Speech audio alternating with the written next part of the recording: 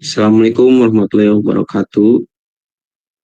Di sini kami bersama teman saya akan mempresentasikan suatu eh, proyek yang sudah kita rangkum, yang kita buat, yaitu tentang etika dalam pengambilan keputusan terkait penggunaan data pribadi. Sebelum itu, perkenalkan dulu terlebih dahulu beberapa anggota dari kami.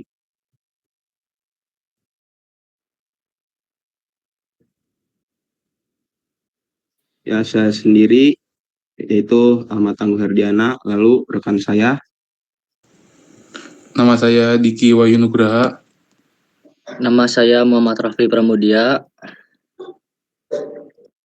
Selanjutnya kita langsung saja ke materi pertama yang akan saya bawakan, yaitu tentang data pribadi. Data pribadi itu adalah sebuah informasi yang dapat digunakan untuk mengidentifikasi individu, baik secara langsung maupun tidak langsung. Menurut pasal 1 Angka 1 Undang-Undang Nomor 27 Tahun 2022 tentang perlindungan data pribadi, data pribadi ini didefinisikan sebagai setiap informasi yang berkaitan dengan individu yang dapat diidentifikasi secara langsung atau tidak langsung. Lanjut.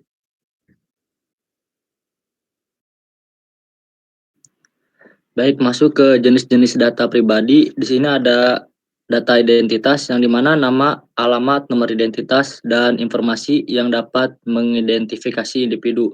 Lalu yang kedua ada data kontak, yaitu ada alamat email, nomor telepon, dan informasi kontak lainnya.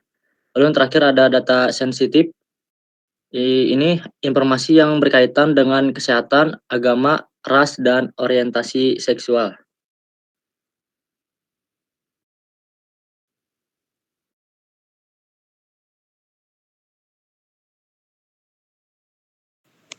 Terus selanjutnya ada kewajiban pengendali data. Yang pertama itu ada mendapatkan persetujuan.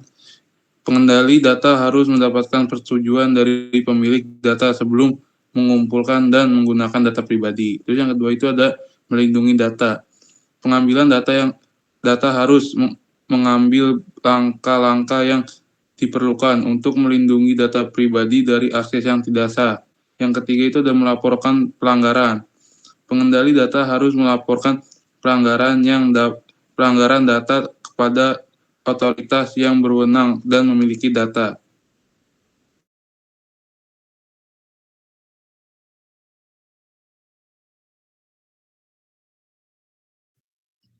Oke, selanjutnya itu ada etika dalam perlindungan data pribadi.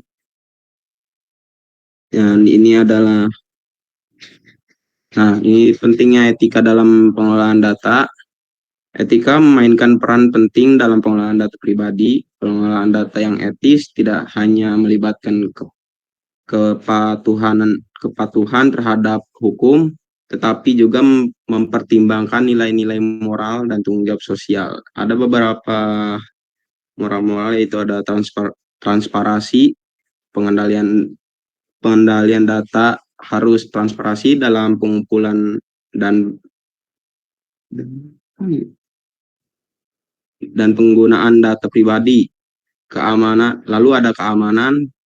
Pengendalian data harus memastikan bahwa data pribadi dilindungi dengan baik dan tidak disalahgunakan. Lalu ada keadilan, yaitu pengendalian data harus melakukan semua individu dengan adil dan tidak mendiskriminasikan berdasarkan data pribadi.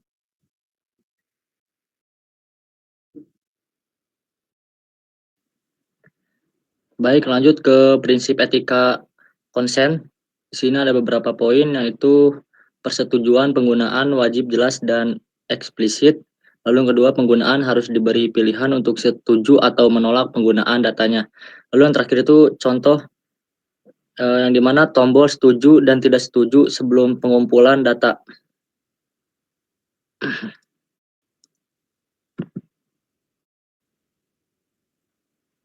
Lanjut. Terus di sini selanjutnya itu ada prinsip etika atau minimisasi data. Itu ada 3, hanya kumpulkan data yang benar-benar diperlukan untuk tujuan tertentu. Yang kedua itu ada hindari pengumpulan data berlebihan yang tidak relevan. Yang ketiga itu ada tujuan. Tujuan itu meminimalkan resiko penyalahgunaan data.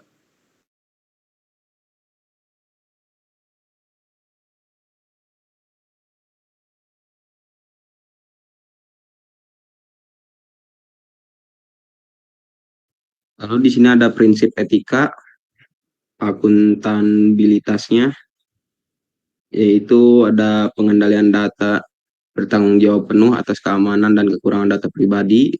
Lalu ada yang harus mampu menunjukkan bukti kepatuhan terhadap regulasi. Terus ada transparansi dalam melaporkan setiap insiden data yang sangat penting.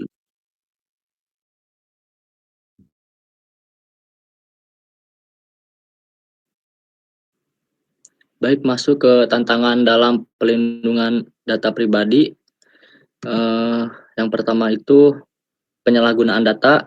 Sini salah satu tantangan utama dalam pelindungan data pribadi adalah penyalahgunaan data. Data pribadi seringkali digunakan tanpa izin atau untuk tujuan yang tidak sesuai. Hal ini dapat mengakibatkan kerugian bagi individu dan merusak kepercayaan masyarakat terhadap pengendali data. Next. Terus selanjutnya itu ada kurangnya kesadaran masyarakat tentang hak-hak mereka terkait data pribadi juga menjadi tantangan. Banyak individu yang tidak menyadari bahwa mereka memiliki hak untuk melindungi data pribadi mereka, sehingga mereka cenderung tidak mengambil tindakan untuk melindungi informasi mereka.